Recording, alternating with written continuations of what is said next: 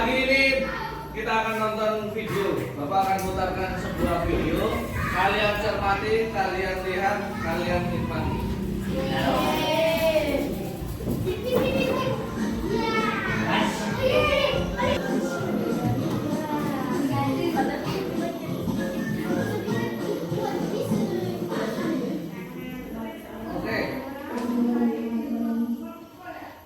Oke. Dari video tadi, video siapa tuh? Benar. Kira-kira apa sih yang bisa kalian ambil pelajaran dari video itu? Tidak boleh ceroboh. Tidak boleh sombong. Tidak boleh sombong. Tidak boleh bayu. Tidak boleh bergaya. Pak, Pergi. tak boleh Harus teliti. tak boleh milih-milih yang kalau udah ada tak boleh milih yang lain. Kalau udah ada, tidak boleh milih yang lain. Apa lagi? Yang sebelah sini. Pantang menyerah. Oke. Mantap. Berusaha. Apa lagi? Oke. Tadi pertama kali mulai Bernard ngapain? Ya, dia mau manjat gunung. Dia di rumah apa? Cari alat ya. Cari alat untuk dia manjat tebing. Dapat nggak alatnya? Walaupun dia harus berusaha susah payah manjat kemari, tapi dia dapat alatnya. Alatnya dipakai untuk manjat tebing. Tapi apa yang terjadi? Ya? Apanya yang jatuh? Sama seperti kalian. Nanti ketika menjalani hidup, kalian mau mencapai sesuatu, pasti ada aja masalah, ya kan? Masalahnya Bernard, alat panjat tebingnya jatuh. Terus apa yang terjadi? Ya? Dia jatuh. Apakah dia menyerah di situ? Ya, kata Ranang tadi pantang menyerah. Dia tetap berusaha memanjat tebingnya. Terus pakai apa? Oh, rupanya Bernard punya sesuatu dalam dirinya sendiri yang bisa digunakan. Sama seperti kalian. Kalian juga punya sesuatu dalam dirimu sendiri yang bisa untuk menyelesaikan suatu masalah. Dalam ingat apa yang terjadi? Ketika sudah sampai di atas, kita tidak boleh sombong, kata Raffi tadi. Tidak boleh sombong, tidak boleh bergaya, tidak boleh jumawa. Wah, aku nih, ini aku sendiri yang yang bisa, yang lain tidak bisa. Apa yang terjadi? Dia akan jatuh. Nah, sama kita juga seperti itu. Ketika kita sudah mencapai sesuatu, kita tidak boleh sombong. Nah, sama. Di kelas ini seperti itu juga. Di kelas ini ketika kita belajar, kita harus tunjukkan dari dalam diri kita atau bertingkah laku dalam diri kita. Tetapi ketika kita sudah mencapai posisi puncak atau yang paling tinggi, bagaimana? Tidak boleh sombong. Nah, sekarang Bapak mau minta 2 orang ke depan. Siapa? Oke, Putri sama berarti punya Rafli boleh. Kemudian punya Putri? Tidak boleh, masih digenggam erat. Digenggam erat ya. Ini punya Rafli sudah dibuka. Oke. Sekarang Bapak tanya Rafli, kenapa kamu mau memberikan sesuatu yang paling berharga buat dirimu? Hah? Kenapa? Hah? Untuk kawan setia. Putri, kenapa kamu tidak mau membuka sesuatu yang berharga dalam dirimu? Karena ini impian saya dan tidak ingin orang lain mengacaukan. Oke, betul ya. Betul enggak Putri? Betul. Rafli betul enggak? Betul, boleh.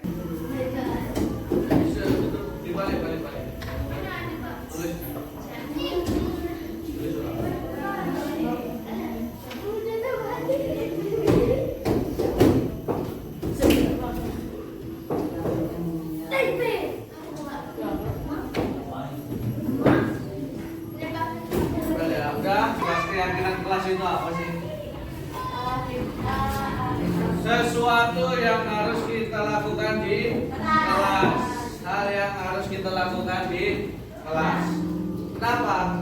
Karena ini akan membentuk motivasi intrinsik atau motivasi dari diri kalian dan diri Bapak untuk selalu berbuat lebih baik. Seperti tadi, ketika kita menggenggam, yang punya kontrol membuka siapa? Sama. Ketika motivasi ini, hal yang baik yang kalian tuliskan tadi, kalau tidak diri kita yang jalankan, siapa lagi yang jalankan? Ya. Oke, nomor 1 ini tidak menghina sesama teman atau mengolok-olok. Ya. Nanti di kelas ini tidak boleh menghina sesama teman atau mengolok-olok. Itu sudah menjadi keyakinan kelas. Kenapa? Karena kita harus sopan dan santun dalam bertindak. Sama seperti yang ada kita. Berarti kalian tidak mau buat bapak marah gitu. Oke. Berkelahi. Adakah yang berkelahi di kelas ini? Jangan sampai berkelahi karena itu hal yang tidak baik. Kemudian tidak boleh Berkata apa? Bertengkar. Oh. Bertengkar. Oke, sama berkelahi tidak boleh, bertengkar juga tidak boleh. Tidak perlu diperintah, tidak perlu apa-apa, lalu berubah dengan sendiri, akan berubah dari dalam diri kalian sendiri. Oke, sudah jelas? Ini akan menjadi keyakinan kelas, kita menambahkan keyakinan yang sudah ada. Oke, ini presentasi Bapak tentang keyakinan kelas. Terima kasih untuk pagi hari ini.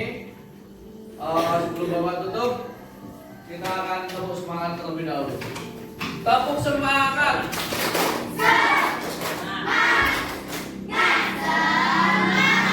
Terima kasih, sekian dari Bapak. Assalamualaikum warahmatullahi wabarakatuh.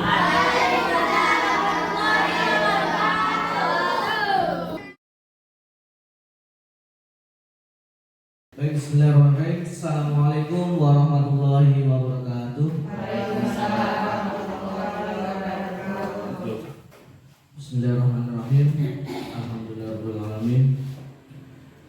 Nahmadu wa nasta'inuhu wa nastaghfiruhu wa na'udzu billahi min syururi anfusina may yahdihillahu fala mudilla lahu wa may yudlil fala hadiya lahu. Yang saya hormati Ibu Nur Asmida selaku Kepala Sekolah beserta Bapak Ibu Dewan Guru SDN Negeri 03 Teluk Melano yang saya hormati. Perkenankan pada siang hari ini saya akan mempresentasikan mengenai budaya positif. Budaya positif ini merupakan salah satu program dari guru penggerak. Saya sebagai guru penggerak, calon guru penggerak Kabupaten Krayan Utara. Sebelumnya, sholawat dan salam marilah kita puji syukur marilah kita haturkan kehadirat Allah Subhanahu wa taala yang mana dengan limpahan rahmat, hidayah serta inayahnya kita semua dapat berkumpul di ruang kelas ini untuk mengikuti kegiatan presentasi. Kemudian sholawat dan salam marilah kita haturkan kehadirat junjungan kita Nabi Muhammad SAW yang mana semoga di yaumul qiyamah nanti kita semua mendapatkan syafaat dari beliau. Langsung saja, di sini saya akan mempresentasikan mengenai budaya positif yang harus diterapkan di sekolah. Ini berkaitan dengan pemikiran Ki Hajar Dewantara. Bapak Ibu pasti tahu siapa itu Ki Hajar Dewantara kan? Bapak Pendidikan Indonesia yang terkenal dengan konsep trikonnya. Ada yang tahu Bu, Bapak Ibu trikon? Ing ngaso suntulodo, ing madya mangun karso, tuturi handa yani. Di depan kita memberikan teladan, contoh, kemudian di tengah kita memberikan motivasi, ya, kemudian kita mengayomi, terus di belakang kita memberikan dorongan. Itu adalah konsep trikon dari Ki Hajar Dewantara. Nah, di guru penggerak ini Bapak Ibu, saya diberikan istilahnya ilmu tentang kembali ke pemikiran-pemikiran Ki Hajar Dewantara, di mana di situ akan diulas mengenai pemikiran Ki Hajar Dewantara, termasuk kita harus mengajar siswa sesuai dengan kodrat alam dan zamannya. Kodrat alam itu maksudnya kita harus menyesuaikan dengan alam sekitarnya, lingkungan kita. Tidak mungkin kita samakan antara di sini di SD 3 Teluk Melano yang lingkungannya seperti kota ini, atau di lingkungan saya ngajar dulu di Pelapis yang lingkungannya di pesisir. Itu alamnya berbeda, makanya cara ngajarnya juga berbeda. Kemudian kodrat zamannya juga berbeda. Waktu saya SD cara ngajarnya berbeda, ilmunya juga berbeda. Waktu sekarang juga berbeda karena zamannya berbeda. Kalau dulu belum kenal HP, zaman sekarang sudah kenal HP. Tapi dari pemikiran Ki Hajar Dewantara, materi pertama yang akan kita bahas adalah perubahan paradigma dengan mengacu pada teori kontrol. Kenapa kok ada lambang seperti ini? Ini diberikan lambang seperti ini. Coba ibu bayangkan, bapak ibu bayangkan, kalau misalkan ibu mempunyai hal yang sangat bapak ibu sayangi, hal yang paling bapak ibu sayangi, dan hal yang paling bapak ibu jaga.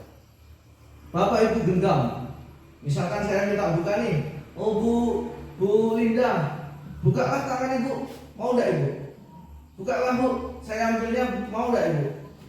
Kalau misalkan ini ibu punya barang paling berharga bagi ibu nih, mau enggak? Mau buka? Enggak mau. Kalau Pak Jack mau enggak punya Pak Jack? Enggak mau ya? Ya, itu semua tergantung kontrolnya dari diri kita. Kita antara mau buka atau mau enggak. Barang ini sangat berharga, saya enggak mau bagi, berarti saya enggak mau buka, ya kan? Tapi kalau barang ini saya mau bagikan sama orang, yang buka siapa? Ya kita sendiri, ya kan? Makanya teori kontrol itu kembali ke diri sendiri, sama seperti itu. Budaya positif bisa berjalan saat siswa mau berjalan, bergerak ataupun melakukan sesuatu dari dalam diri sendiri, bukan karena ada paksaan. Jadi siswa mau mengambil sampah atau siswa mau bertingkah baik itu timbul dari dalam diri sendiri, bukan karena ada paksaan. Itu teori kontrol. Jadi kita semua harus berubah pemikiran kita melalui perubahan paradigma. Yang pertama ada yang namanya stimulus respon. Siapa sih sesungguhnya yang memiliki kontrol? Yang punya kontrol adalah pasti diri sendiri. Kalau siswa ya siswa, kalau guru ya guru, seperti itu. Makanya di sini kita harus membuka wawasan kita atau pikiran kita. Makanya guru penggerak ini banyak ilmu baru yang saya dapat. Kadang juga pertentangan, karena pemikiran saya dulu mindsetnya sebelum mengenal guru penggerak itu berubah ketika saya mengenal guru penggerak. Nanti bapak ibu contoh guru lima kalau mengikuti guru penggerak pasti akan menemui suatu pertentangan dalam hati itu. Pemikiran yang selama ini dijalankan sama yang ditemui sekarang. Stimulus respon, kita mencoba mengubah orang agar berpandangan sama seperti kita. Mau enggak bapak ibu pemikirannya sama dengan saya? Enggak kan? Semua orang pasti punya pemikiran sendiri. Jadi teori kontrol pilihan yang harus kita gunakan, kita harus berusaha memahami pandangan orang lain. Pak Rianto punya pandangan sendiri, saya harus menghormati pandangan Pak Rianto. Saya tidak bisa memaksakan pandangan saya. Misalkan di sini ada barang ini. Setiap orang pasti punya sudut pandang masing-masing. Bahkan di gambar itu kalau sudut pandang Bu Ratna misalkan dari depan angka 9, dari Bu Ratna nengoknya 6, saya bisa nengoknya 9, kebalikannya. Itu jadi semua orang punya pandangan masing-masing. Kemudian nomor 2, perilaku buruk dilihat dari suatu kesalahan. Anak melakukan kesalahan, melakukan hal yang buruk, oh itu salah. Tapi itu dari stimulus responnya, apa yang kita mindset sebelumnya. Terus untuk saat ini kita harus punya teori kontrol pilihan kita. oh semua perilaku, kesalahan apa yang dilakukan siswa ataupun orang ataupun semua orang melakukan kesalahan itu adalah memiliki tujuan. Apa yang dilakukannya walaupun salah itu pasti dia punya tujuan. Kemudian orang lain bisa mengontrol diri saya, orang lain bisa mengontrol diri saya. Tapi pilihan kita hanya Anda yang bisa mengontrol diri Anda. Tangan ini siapa yang mau buka hanya diri kita. Tangan yang kita genggam. Ataupun kita melakukan sesuatu itu kembali ke diri kita. Walaupun nanti ada dari eksternalnya, dari luarnya, pasangannya segala macamnya, tapi semua itu kita lakukan pasti dari dalam diri kita. Kemudian kalau kita berpikiran saya bisa mengontrol orang lain, oh tidak, Anda tidak bisa mengontrol orang lain. Setiap orang lain pasti punya teori kontrol masing-masing. Kemudian pemaksaan ada pada saat rujukan kita harus memaksa, kita bujuk siswa, misalkan melakukan sesuatu, kita paksa, ya kan? Tapi seharusnya kita harus kolaborasi dengan siswa dan konsensus. Konsensus itu adalah kita mengajak bersama-sama untuk melakukan hal yang baik, kemudian menciptakan pilihan-pilihan. Kalau kita misalkan dengan siswa kita mau maksa, marah-marah, oh kita bisa ubah. Yuk kolaborasi, yuk kita kerjakan sama-sama. Itu adalah teori kontrol untuk pemikiran saat ini. Kemudian model berpikir menang kalah. Oh aku bisa menang. Oh dia kalah. Oh aku bisa menang. Tapi kita berpikir kita sama-sama menang. Kita mengajukan siswa, kita mengajar siswa, oh sama-sama menang, sama-sama berhasil. Tujuan kita berhasil, siswa pun mendapatkan hasil seperti itu. Oke, kemudian lanjut ke slide selanjutnya. Nah, di sini ada disiplin positif, ada banyak sekali teori yang harus kita bahas sebenarnya siang ini. Nah ini ada beberapa teori dan nanti akan kita bahas di slide selanjutnya. Ini banyak. Yang pertama, nilai kebajikan universal. Nilai kebajikan adalah sifat-sifat positif manusia yang merupakan tujuan mulia yang ingin dicapai setiap individu. Pasti setiap individu, setiap anak pasti mempunyai sifat positif yang punya tujuan mulia. Kemudian nilai-nilai tersebut bersifat universal, menyeluruh dan lintas bahasa, suku, bangsa, agama maupun latar belakang. Jadi kita tidak bisa membedakan murid kita atau siswa kita sesuai dengan bahasa, suku, bangsa, tapi kita sama. Nah, dari itu semua, dari nilai kebajikan semua, kita harus, ini tujuan utama dari pembelajaran saat ini, untuk menciptakan profil pelajar Pancasila. Nah, apa aja sih yang ada dalam profil pelajar Pancasila itu? Jadi kita mengajar supaya membentuk siswa menjadi pelajar yang Pancasila. Apa itu? Yang pertama harus beriman, bertakwa kepada Tuhan Yang Maha Esa dan berakhlak mulia.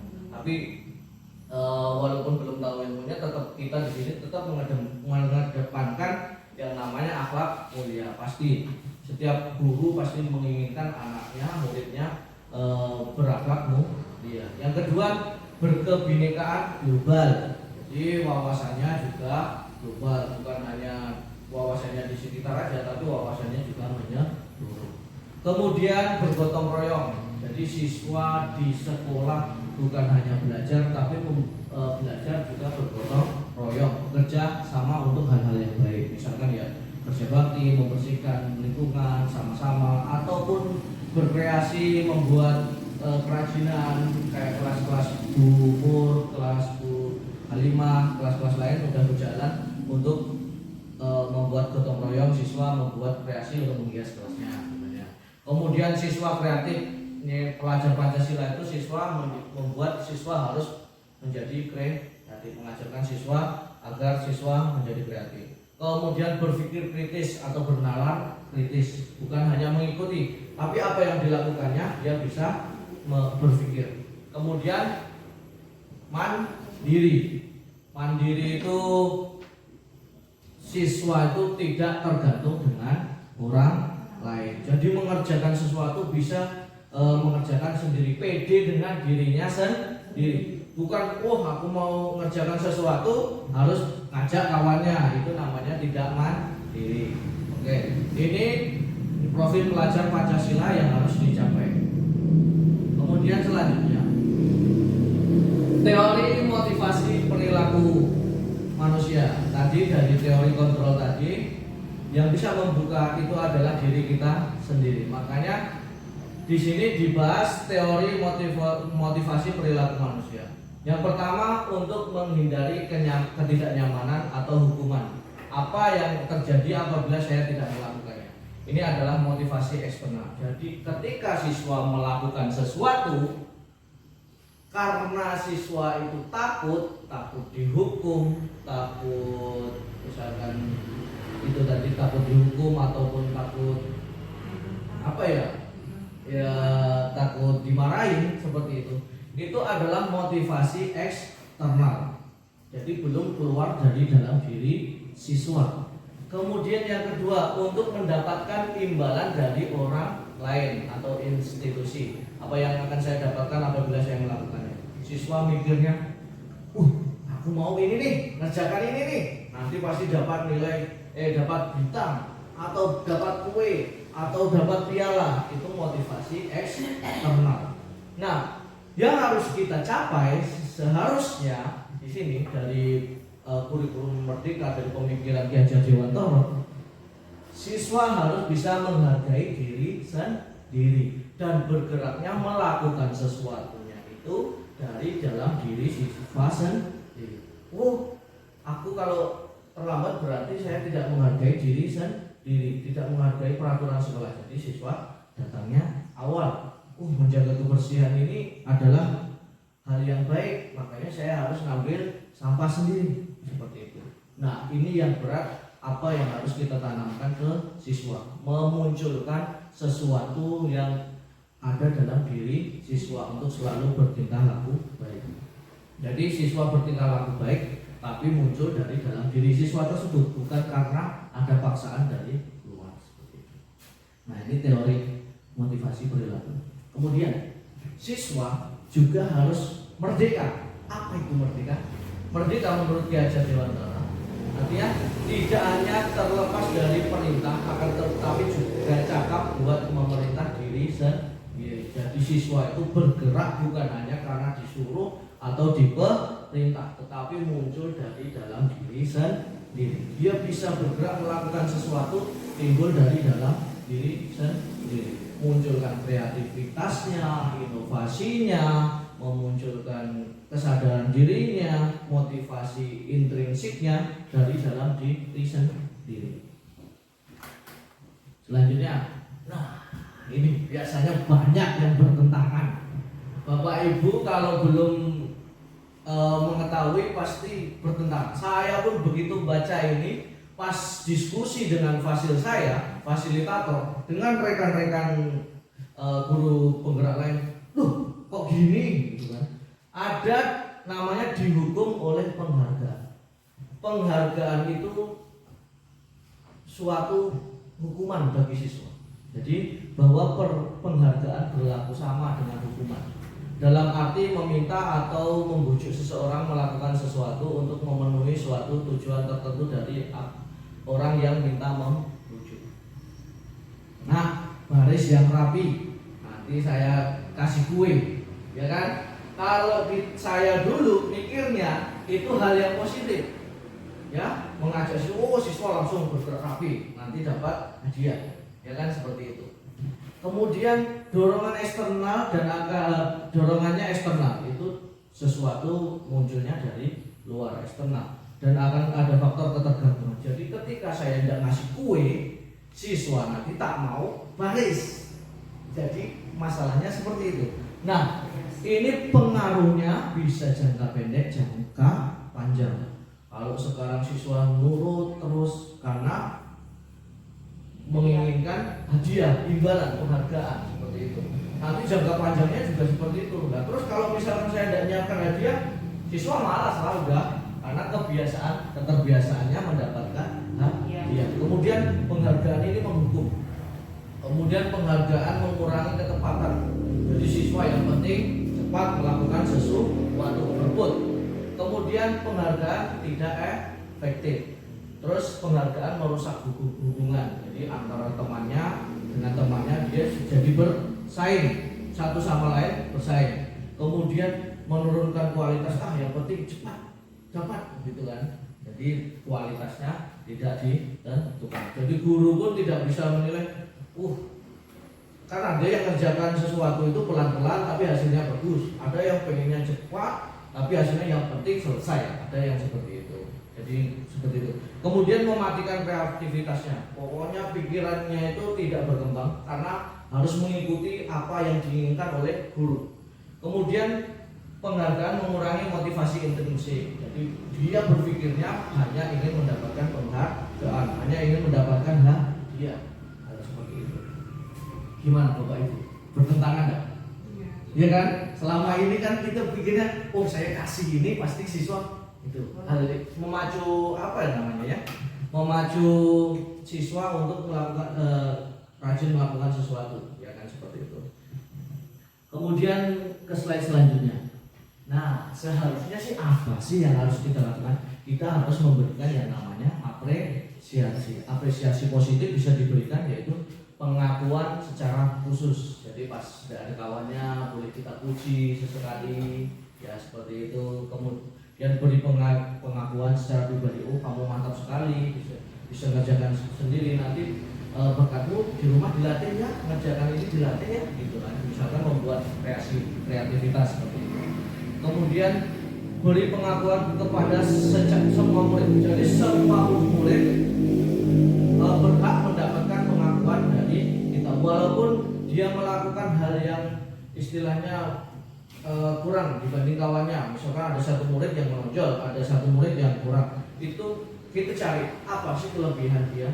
Tugas kita yang berat adalah mencari seperti itu dan menimbulkan motivasi intrinsik dari siswa. Kalau menimbulkan motivasi ekstrinsik, jadi bisa siswa kita marah-marah, pasti siswa akan nurut. Tetapi dia bergeraknya bukan dari hati. Nanti besarnya bisa melawan pikirannya, aku benci sih sama itu guru itu. Nah, seperti itu. Makanya tugas kita yang berat adalah menimbulkan, memunculkan motivasi internal dari siswa, motivasi dari dalam diri siswa. Saya ini suka belajar di kelas sama Bu Limah, makanya saya rajin sekolah, misalnya seperti itu. Itu muncul motivasi intrinsik. Tapi kalau misalkan malas kerja nanti sekolah nanti marah, itu motivasi ekstrinsik seperti itu. Jadi karena terpaksa dia datang ke sekolah. Kemudian fokus pada proses bukan hasil, ya. Dia ngerjakan matematika, apakah langsung dapat nilainya? Misalkan jawabannya 10. Dia langsung dapat 10 nih, kita tidak tahu dia dapat dari mana, dari nyontek dari mana ya kan? Tapi kalau kita fokus pada prosesnya, dia ini udah mulai hitung pelan-pelan, walaupun pelan kan kadang ada siswa yang lebih cepat nangkap, ada siswa yang pelan nangkapnya, seperti itu. Itu makanya kita harus sebagai guru harus melihat proses bukan dari hasil, seperti itu. Bisa dikasih keterangan, misalnya di bawahnya ditulis ini kenapa kok nilainya rendah gitu kan. Jadi bedakan yang pakai cara atau yang enggak itu dibedakan seperti itu. Itu kita harus melihat proses bukan hasil. Nah, kemudian ini konsep disiplin dengan identitas yang gagal. Ini yang jelek ya.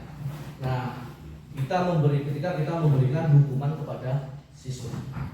Hukuman ini akan menimbulkan rasa yang menyakitkan bagi siswa. Kemudian dia tidak nyaman pasti, rasa takut pasti ada.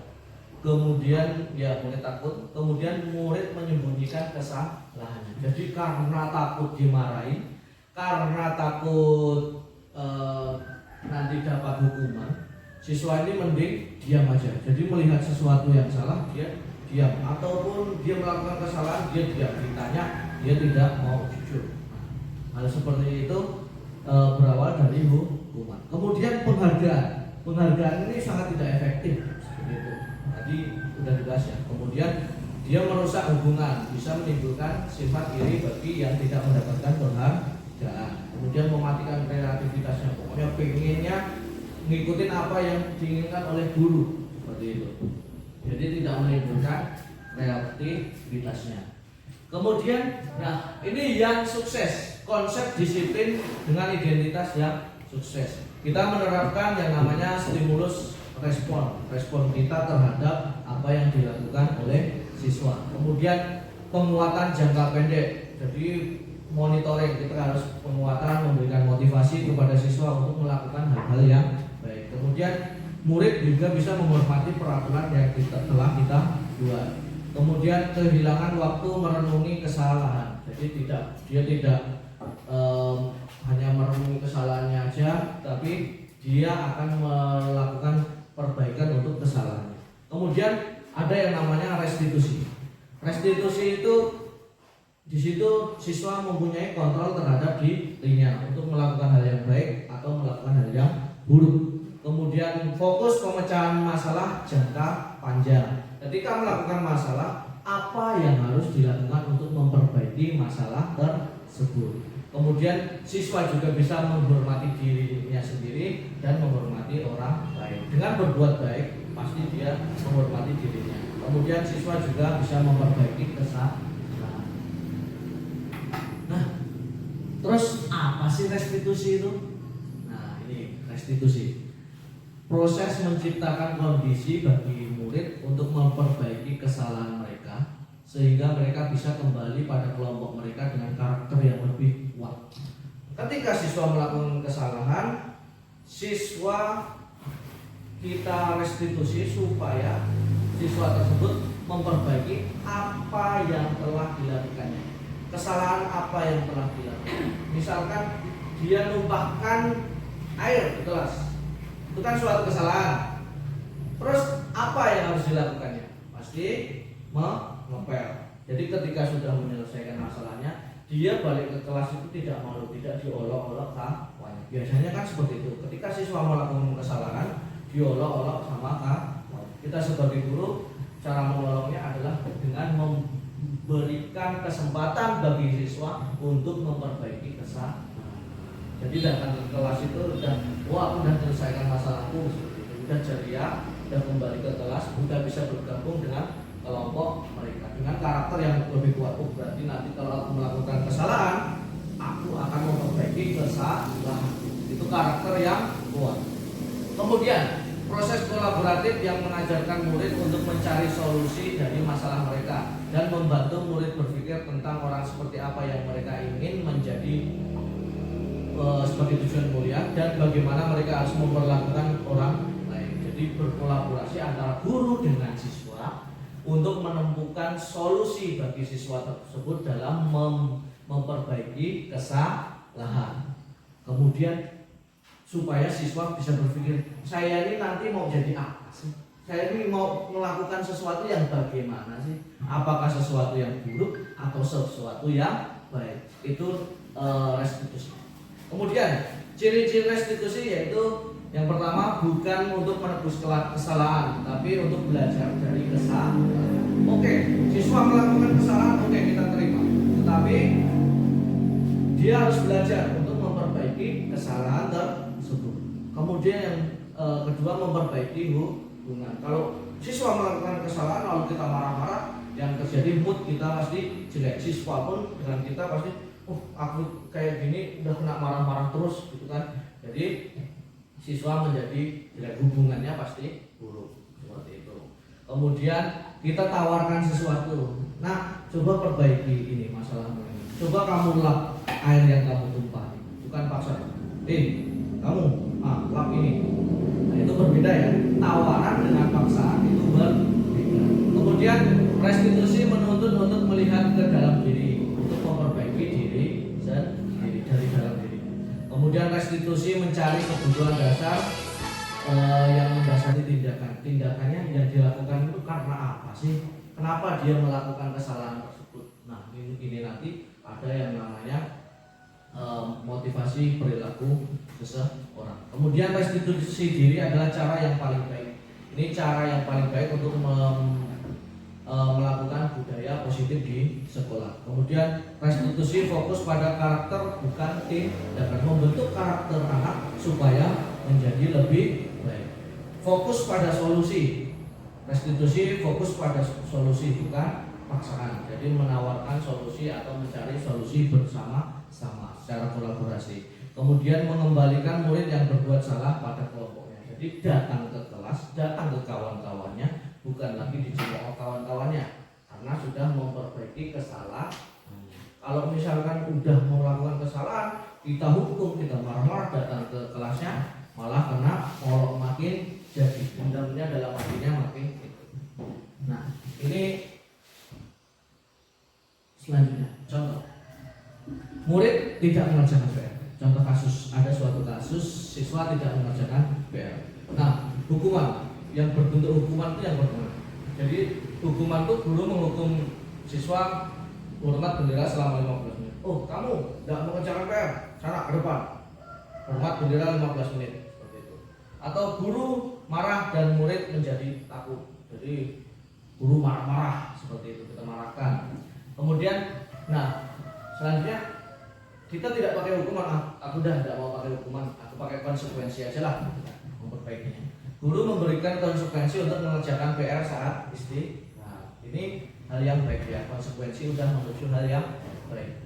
Jadi siswa diberikan waktu untuk mengerjakan pas waktu istirahat. Tapi guru harus tegas dan murid menghormati peraturan. Peraturannya udah jelas. Kamu tidak mengerjakan PR, harus mengerjakan di jam istirahat.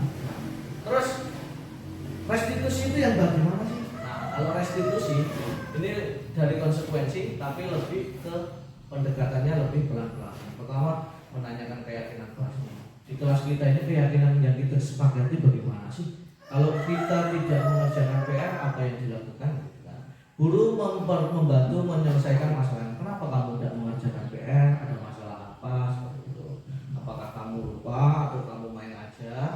Lalu diberikan konsekuensi. Kemudian guru terbuka dan murid menghormati dirinya dan orang lain. Saling terbuka untuk saling menghormati. Jadi tidak hanya melalui hukuman. Karena perkembangan anak sekarang juga berbeda. Anak sekarang walaupun SD pikirannya udah lebih dewasa. Beda zaman kita dulu ya Bu ya, Bapak Ibu. Zaman kita dulu mungkin anak seumuran ini belum berpikirannya ke arah dewasa. Zaman sekarang kelas 5, kelas 4 pikirannya udah jauh. Nah, ini sebagai guru ataupun mohon maaf Ibu Bu Nur, ada 5 posisi kontrol dalam diri kita. Coba cermati kita di posisi mana nih? Ada satu penghukum, kemudian 2 pembuat rasa bersalah, yang ketiga kita berposisi sebagai teman, yang keempat pemantau, dan yang terakhir adalah manajer. Nah, kalau bisa 2 ini dibuang. Nah, ini lebih baik 2 ini. Tapi yang paling bagus adalah kita sebagai posisi manajer. Kita mengambil posisi manajer. Nah, itu ada perbedaannya. Saya dulu pas begitu baca, oh aku ini di posisi ini rupanya gitu. Pas pertama kali, ini mungkin Bapak Ibu baru pertama kali mengetahui 5 posisi kontrol. Saya itu sebagai posisi apa sih? Nah, nih kalau penghukum itu posisinya adalah identitas yang gagal. Pembuat rasa bersalah juga identitasnya gagal. Kemudian kalau posisi teman berhasil sukses. Kemudian pemantau juga berhasil sukses juga.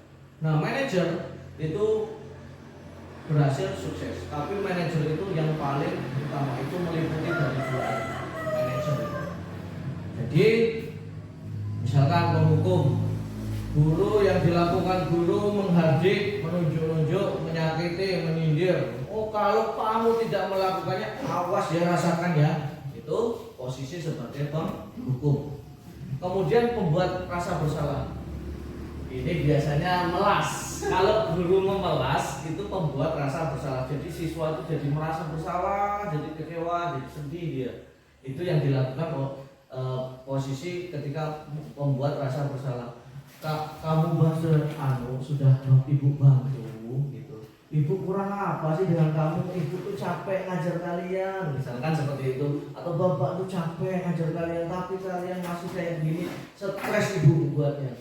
Nah, itu adalah pembuat rasa bersalah. Jadi siswa itu pikirannya, saya merasa melakukan kesalahan yang berat, membuat 25 misalkan berat, atau bisa menjadi susah. Itu pembuat rasa bersalah. Nah, posisi yang lebih baik adalah kita teman. Ayo kita lakukan sama-sama. Ayo kita belajar gitu.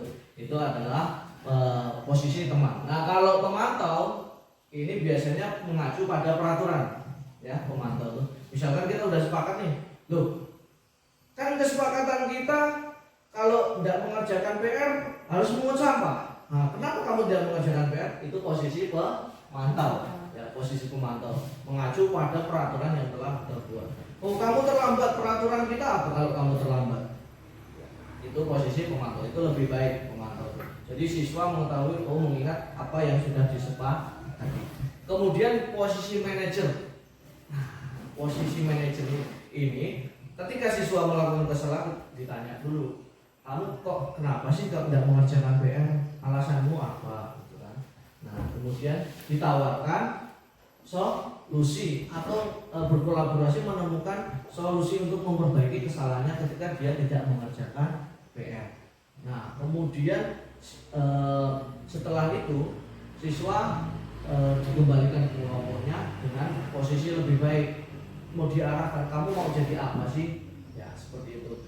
Kalau kamu mengerjakan ini PR, berarti kamu melakukan hal yang baik. Itu posisi manajer, tidak marah-marah, tidak membuat anak itu merasa kecewa, merasa bersalah. Nah, itu posisi manajer. Dia bisa berposisi sebagai teman, tapi membawa posisi pemantau. Jadi peraturan yang sudah ditetapkan itu diingatkan seperti itu. Itu posisi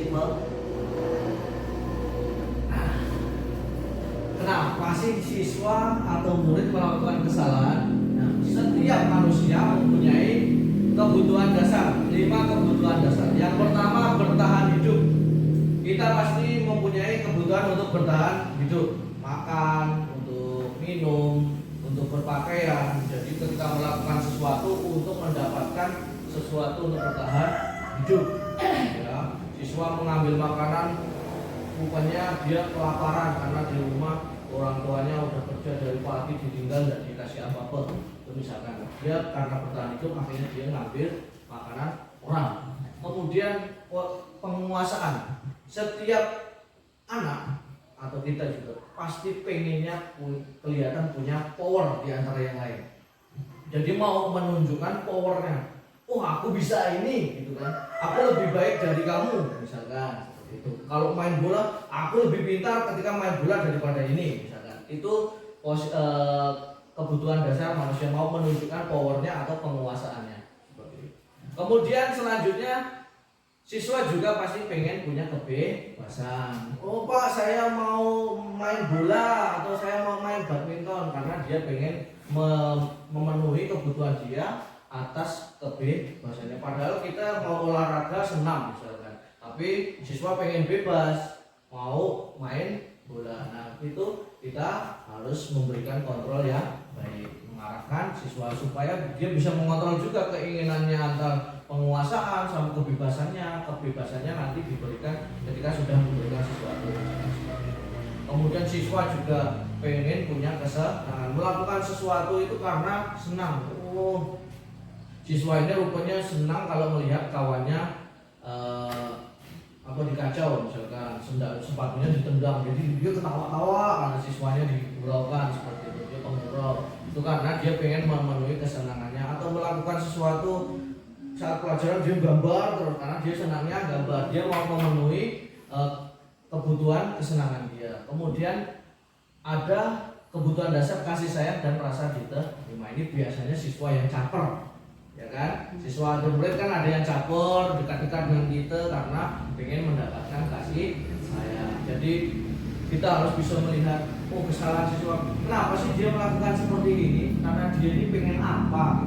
Pengen menunjukkan kekuasaannya atau powernya, atau dia pengen bebas, atau pengen bertahan hidup, atau pengen mendapatkan kasih sayang. Mungkin di rumahnya tidak mendapatkan kasih sayang seperti itu. Nah, seperti itu. Lanjut. Nah, ini segitiga restitusi. Ini untuk memecahkan masalah, memecahkan masalah yang dialami siswa. Nah, yang pertama yang harus dilakukan adalah validasi kebutuhan. Validasi kebutuhan. Tuhan. Kemudian menanyakan keyakinan. Maaf. Yang pertama harus dilakukan adalah menstabilkan identitas, kemudian validasi kebutuhan, dan yang terakhir menanyakan keyakinan. Menstabilkan identitas. Jadi ketika siswa melakukan kesalahan, jangan ditegur pas di depan temannya rame-rame. Jadi dia merasa malu, merasa bersalah, merasa emosi karena malu dengan kawannya. Jadi tenangkan dulu, misalkan bawa ke kantor atau di kelas pas sudah istirahat baru dipanggil, diajak ngobrol kayak ngobrol biasa. Itu salah satu menstabilkan identitas. Jadi siswa itu tidak langsung merasa kaget atau merasa takut. Nah, terus dikasih tahu juga kita manusia ini tidak luput dari salah dan dosa. Misalkan dia ketika melakukan kesalahan, atau kamu bukan satu-satunya orang yang pernah melakukan kesalahan seperti ini. Jadi biar dia itu sadar, tidak langsung kaget takut kena hukum. Itu restitusi yang baik. Yang pertama seperti itu, validasi, menstabilkan identitas.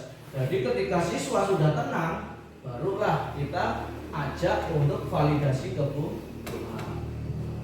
Kamu tentu punya alasan kenapa sih kamu melakukan hal itu. Kenapa kamu tidak mengerjakan PR? Nah, ya kan, main seharian lupa seperti itu. Biasanya kan siswa biasanya lupa main, kalau ketik main lupa sengaja seperti itu.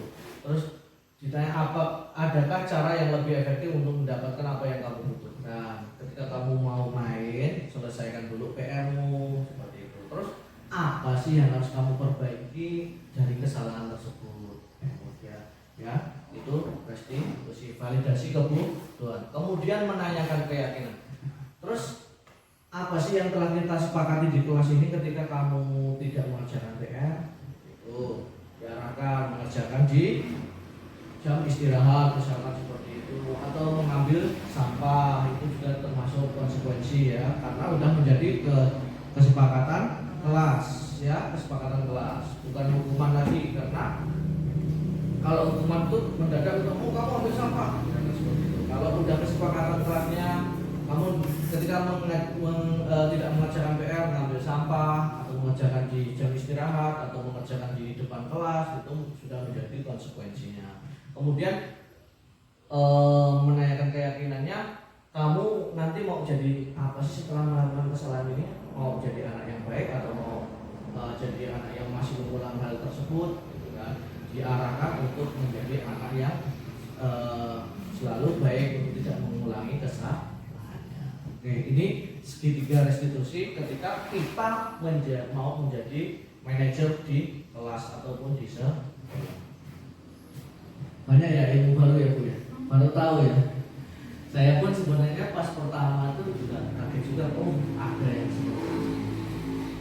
Kemudian, nah ini contohnya ini, menstabilkan identitas.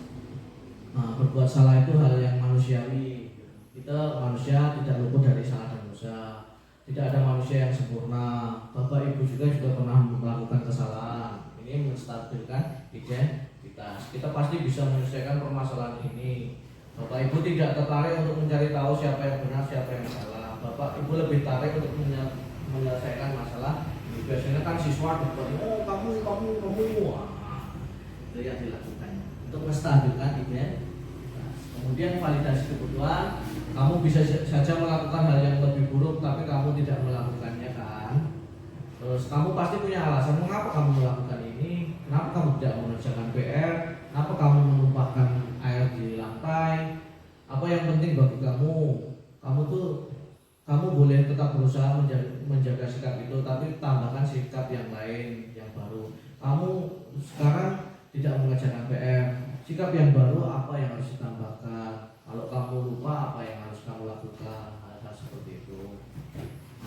Kemudian lanjut ke menanyakan keyakinan, apa nilai yang kita bisa percaya di kelas sekolah kita, apa sih hal yang baru yang bisa kita buat untuk kelas kita semakin enak, semakin maju seperti itu. Menanyakan keyakinan, kelas yang ideal itu seperti apa sih, kelas yang bagaimana seperti itu. Lanjut, nah dari semua itu timbullah keyakinan kelas. Yang pertama kita lakukan adalah membuat peraturan kelas.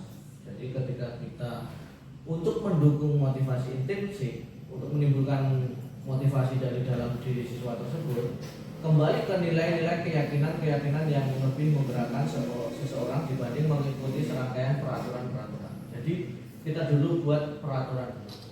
Ketika peraturan itu sudah dilakukan menjadi keyakinan kelas. Jadi siswa itu sudah meyakini, oh ketika aku melakukan ini harus melakukan ini. Ketika aku datang ke sekolah harus melakukan ini. Misalkan datang harus buket, dan datang harus membersihkan kelas. Ketika guru masuk harus mengucapkan salam.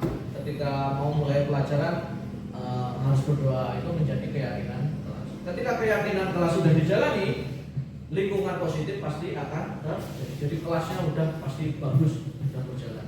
Nah, kalau udah sadar keluar dari dalam diri siswa itu akan menjadi budaya yang positif. Jadi siswa itu bergerak semua keluar dari dalam dirinya, bukan karena paksaan, bukan karena itu berawal dari ini. Ketika diterapkan, tapi yang paling berat ya Bapak Ibu ya, saya pun merasakan konsisten gitu. Kadang kita sendiri sebagai guru tidak konsisten. Jadi kita juga harus memperbaiki diri.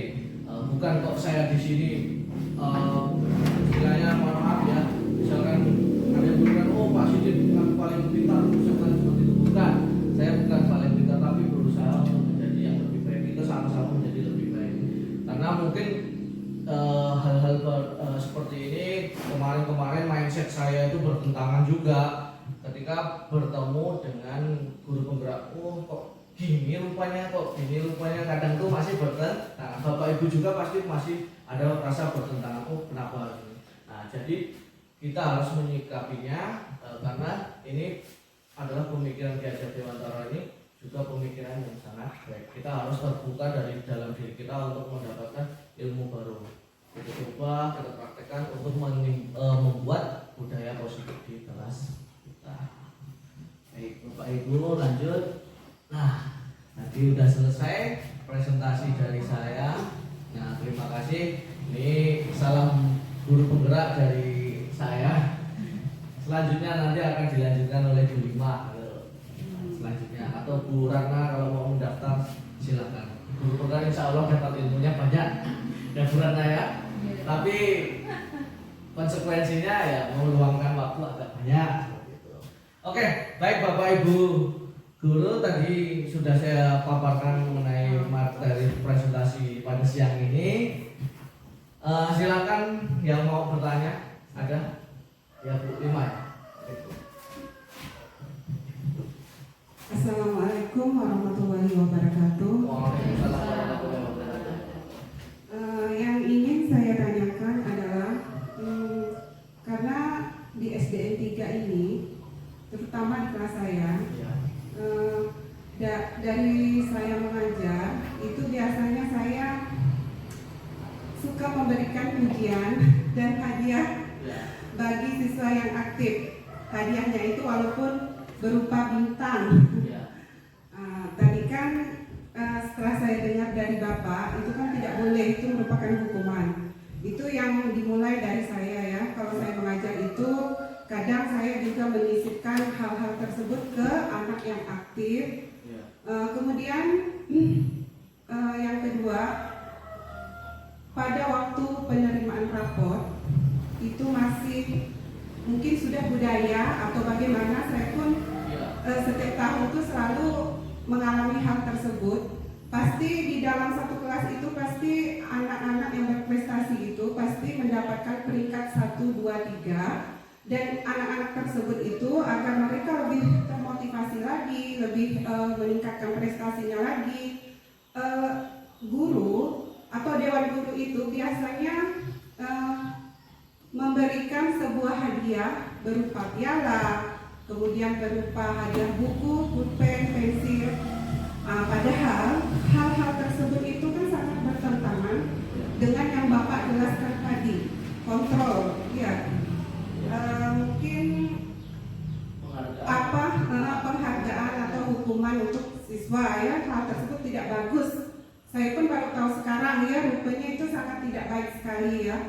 Jadi untuk kedepannya apakah solusinya untuk apakah tidak ada lagi yang ada yang mendapat juara 1, 2, 3, apakah tidak perlu lagi untuk mendapatkan hadiah? Mohon penjelasan dari Pak Sidik. Terima kasih. Wabillahi taufiq wal hidayah. Assalamualaikum warahmatullahi wabarakatuh. Baik, Bapak Ibu ada yang mau bertanya lagi? Ada lagi? Nah, Bu Lima saya jawab dulu ya.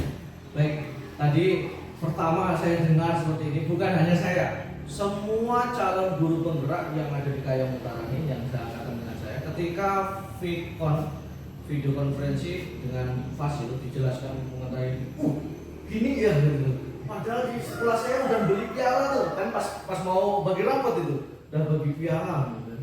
Oh rupanya ilmunya seperti ini, seperti itu kan. Rupanya penghargaan itu merupakan sebuah hubungan karena tidak bisa menimbulkan iri hati bagi teman yang tidak mendapatkan, ataupun membuat siswa itu pikirannya tidak muncul dari melakukan sesuatu tidak dari dalam diri siswa tersebut. Jadi solusi yang bisa kita lakukan, karena ini kayaknya sudah membudaya ya, jadi pelan-pelan kita rubah seperti itu, pelan-pelan kita rubah caranya. Kita harus itulah tadi membuat budaya positif di kelas yang menimbulkan motivasi intrinsik dari dalam diri siswa. Oh, kita tahu ini tidak bagus untuk siswa di kelas, jadi kita kurangi dulu di kelas. Untuk piala mungkin tahun ini masih dikasih, tapi satu semester cukup pas naik kelas saja, dikurangi lama-lama ditinggalkan untuk meningkatkan siswa bahwa siswa itu harus melakukan sesuatu bersama-sama, berkolaborasi, tidak hanya istilahnya dia bersaing untuk mendapatkan sesuatu, maju sama teorinya menang, bukan menang kalah. Oh, saya juara 1, kamu tidak dapat juara 3. Jadi solusinya yaitu karena sudah membudaya, pelan-pelan kita rubah dari dalam kelas dulu. Kita berikan penguatan positif pelan-pelan ketika siswa melakukan hal yang baik satu persatu, tapi secara bergantian. Baik itu. Baik, ada lagi Bapak Ibu? Ibu Nur mau menambahkan sesuatu? Ada. Oke. Baik, karena mengingat waktu yang sudah siang ya, sudah terlambat, jadi saya mau menutup acara pada siang hari ini. Jadi Bapak Ibu, apabila tutur kata atau tingkah laku saya kurang berkenan di hati Bapak Ibu semuanya, saya mohon maaf yang sebesar-besarnya. Terima kasih sudah meluangkan waktu untuk mendengarkan presentasi saya. Akhirul kalam, assalamualaikum warahmatullahi wabarakatuh. Pengalaman dan pembelajaran. Yang pertama, adanya perubahan mindset dalam diri saya untuk selalu berubah menjadi lebih baik. Selalu berpihak kepada anak didik. Kemudian budaya positif dapat membuat siswa menjadi lebih kreatif dan maju. Kemudian lebih mudah mengkondisikan siswa karena motivasi intrinsik sudah mulai tumbuh dari dalam diri siswa. Siswa juga menjadi lebih antusias dalam melakukan aktivitas yang baru. Sekian dari saya. Terima kasih. Assalamualaikum warahmatullahi wabarakatuh.